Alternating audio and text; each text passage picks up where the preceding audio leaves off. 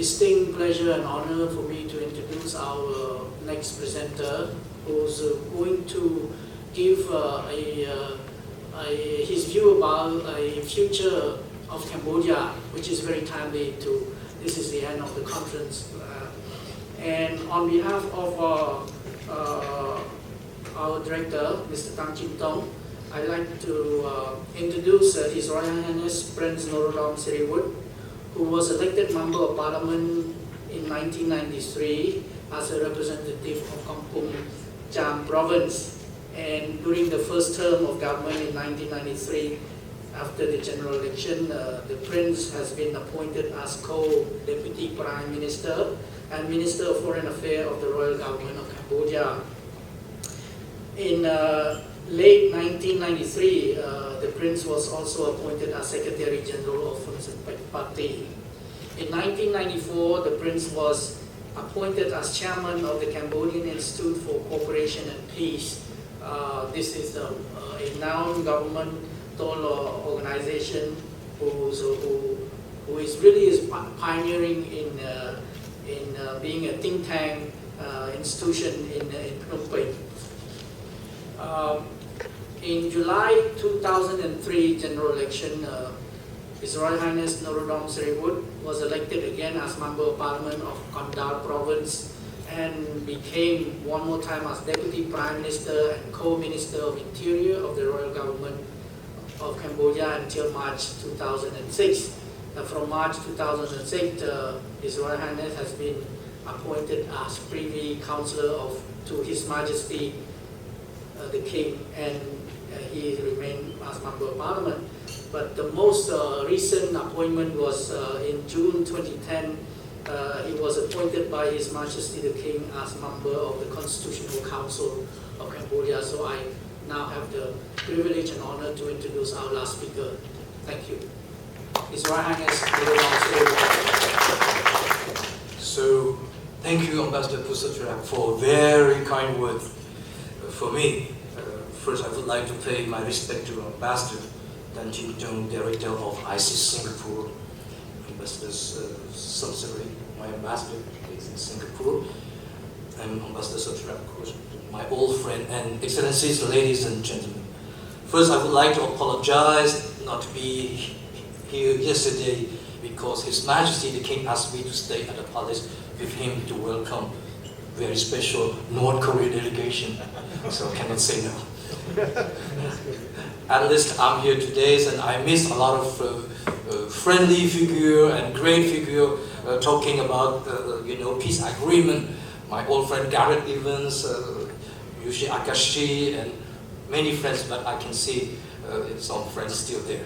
So I've been asked to present the futures of Cambodia's vision. People tell me that talking about the past it's not so difficult because it was fact, history. We cannot change this history. Talking about the present is action, is implementation. But talking about futures, at the same time, very difficult because it's just vision, imagination, blueprints, and at the same time, easy because everybody can just to be proactive. But I would like to make clear that you have in front of you, it's very difficult to be royalties and at the same time academics and think tanks. By the way, thank you for the word of think tanks. I just take this 15 minutes to say yes, it's a lot of progress. When I create the think tank CICP, the Cambodian Institute for Peace and Cooperation, I can see my old friend Secretary of State of Defense Sirivudh is here. Call me that Prince Sirivudh very dangerous. We hear that you play with tanks. I said no sir, think tanks. But now any problem in my countries, we can talk about think tanks. So come back to the futures of Cambodia. I will not go to the past. Khmer Empire, United Nations, peace process. I think for one day we have a lot of debate. But thanks to Singapore in particular, and the other friends from all ASEAN have been, even the PUM 5 agreed to support us. So globalization and regionalizations have taken the central stage of the world political economy. So Cambodia have integrated herself with the region and the world with strong courage and commitment. So people said, you know, when you are optimistic, you see the half full water in the glass. And if you are pessimistic and negative, you see the half empty of the glass. I'm not at all agree on this kind of philosophy. I think myself, example, I'm a very positive man, optimistic. I acknowledge the half empty, the half full, but it's still attractive by the half empty because the target is the glass became fully full. So please don't blame people when they are attracted by the half empty to be negative and pessimistic. I think it's very challenging to be attracted by the half empty, like the case of Cambodia. So when we talk about futures, I don't have any lesson to give to anybody. But please, I think one word, the key word, is good governance. So we say, we hear a lot of years already, we hear a lot of definition about good governance. There are some definition and some concrete philosophy. So there's two approaches. One is to define all the listing of what the criteria in terms of good governance. The second approach is different. Listing the bad governance fact. And if you improve the bad governance fact, you join directly or improve to the situation of the good governance. So talking about good governance in Cambodia is the future. We need to understand in a comprehensive way. We need to emphasize the role of the players by the state, the civil service, the international donors community, development partners, NGO, research institute, and think tanks. The middle class and the people, these actors could together design and make a strategic plan for the good governance and develop a good governance policy concept in Cambodia. I personally believe that we understand what it is and how it's work. To put it simply, good governance exists when there is peace, prosperity, and stability. Socio-economic progress, justice, rule of law, anti-corruption, and equalities. To recognize the effect of the bad governance is not difficult.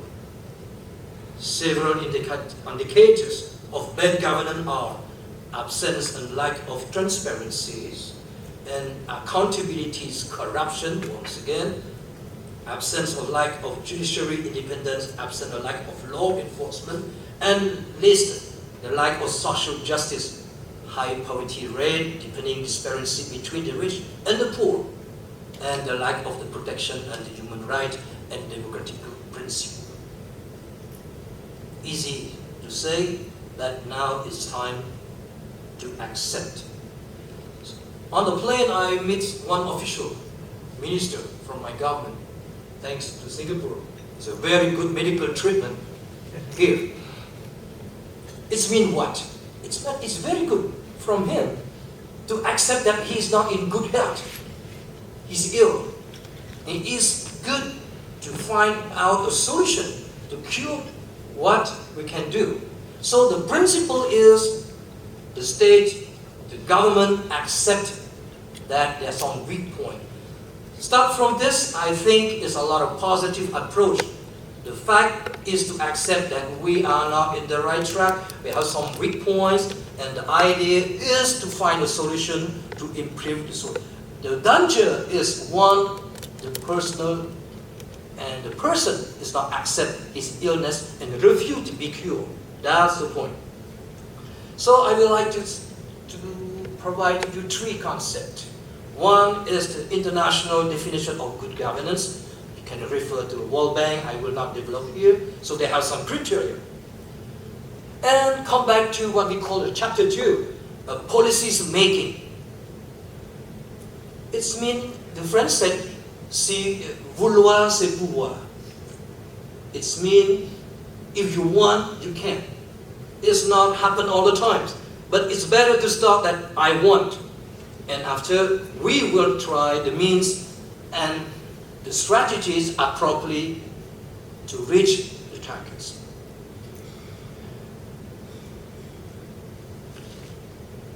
Good governance and business. Everything is linked.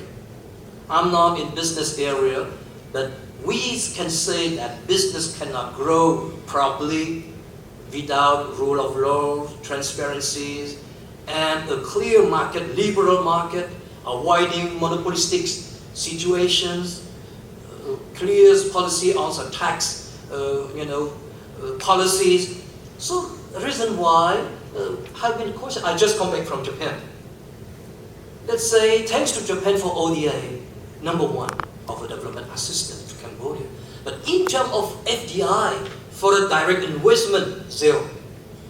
We must blame the Japanese, or we must blame Cambodians not enough attractive. The Japanese, they get their own mindset. Transparency, rule of law, tax system clear, study of the markets, infrastructures, laborers qualified, cheap energies. So I think the Japanese have been attracted by one neighboring country, Thailand. But I told them, you are so much concentrate on one of the what we call fulfill your criteria. But when Thailand stopped, you flood. All your production has been stuck. Honda, Toyota. So I advise the Japanese friend in terms of governance, their governance, to change their mindset a little bit. Even Cambodia has not fulfilled all the criteria. They must think about diversification. It means some product is not require high quality labor, and some product could not require infrastructure to bring the product to the port and export. They can store the storage somewhere. So, and you concentrate too much on one country. It's time now to diversify Laos, Myanmar, Cambodia. Second, you blame us in terms of good governance and business. But Cambodians provide perception that is very pro-China. I said, we are pro anybody. We are pro who invest. We are pro who's provide us job. China provides 600,000 jobs in Cambodia, not Japan. So I just would like to make balance that perhaps the Japanese or the United States or Europe will take more risk in terms of how to invest in Cambodia. And Cambodian side too, we must to play on integrity, transparency, and please, no envelopes, that's mean anti-corruption law must be implemented by the anti-corruption unit. If not, there are some reluctant to invest in Cambodia. Democracy and good governance. So I will not, elaborate it. I think democratic, good governance, the government is first check and balance system. So far that the National Assembly, the Senate, the law could be fully implemented, and the members of Parliament have been now restricted to speak out their difficulties, and the role of the opposition is very important. I don't trust too much opposition because they talk too much, but there's no action. But at least they have some what we call blueprint that the government could take into consideration.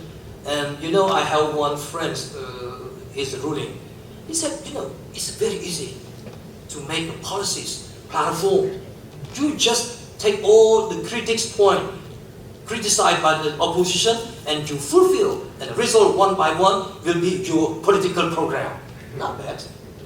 So, allow me just to get to 10 minutes more in terms of human resource development and good governance. I was not here yesterday, but Excellency Gotapavi have touched the subject. Very positive and brilliant. Human resource development. Just give you one example. Talk about Myanmar, new situation. The first visit from Prime Minister of Myanmar is not United States, China, or Singapore. Hey, you know why?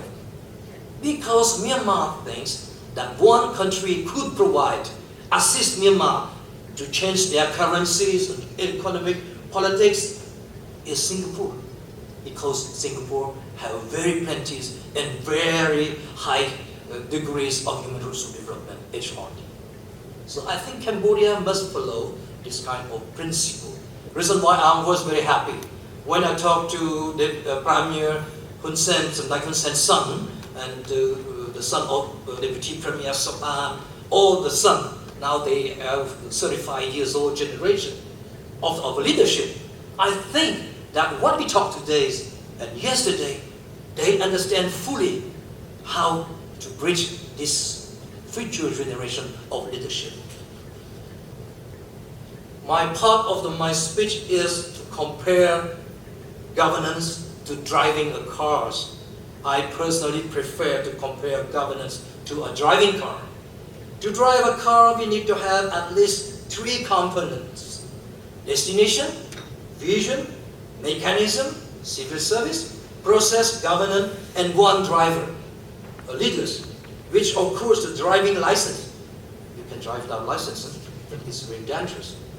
So, to be a leader, we need legitimacy, wisdom, and ability, and to motivate the people. Let me quote the Chinese, ancient Chinese saying, if you are planning for 1 year, plant a grain. If you are planning for 10 years, plant 3. If you are planning for 100 years, plant man, leadership, human resource, and development through education. So let me conclude. Good drivers like good training. Leadership does not happen by accident. Good governance do not operate haphazardly, but it's carefully prepared. Let me conclude 3 parts. 1, economic reforms is a necessity. Ask of the specialists on business, from Singapore in particular, how we must reform of economies. 2, agriculture reform, food securities. You ask me to construct the truck, to build heavy industry, I cannot do it. It's not my nature. But if you ask me about to dance, to bring cultures, gemstone, lion industry, tourism, yes, I can do it. Suppose 10 million visit Cambodia in the 5 years coming. Now it's 3 million. Even we are not really good in attractive tourism. Suppose they decide themselves to come. 10 millions in Siem Reap. I face some problem in terms of food securities. And I don't want to see this situation happen. It's mean, please, welcome to Cambodia, visit Cambodia, but don't forget your sandwich, I cannot feed you. That's a risk. So please, agricultural reform, even on this perspective. And the last part is industrial reforms. It means small and medium enterprise, SME, which make up approximately 95% of all enterprise and account for almost half of employment. So the problem is employment for many years coming. It's good to do diploma, it's good to promote university, it's good to promote higher education, but what's next? That's the problem for my kingdom. Absorption is so slow process. And those mistake challenges. I will conclude with poverty and vulnerability rate, it's still very high. Between the rich and between the poor. Let's control the rich through our rules and democratic ways. We are not the communist countries, and bring the poor up a little bit. And we can see a middle class of Cambodia. Middle class, it means stability. And you cannot lie all the time to the middle class. You can buy some poor people through money, elections, but you cannot buy middle class. They have their own assessment, they have their own philosophy. Of course, rich people, they are a friend of the ruling. So,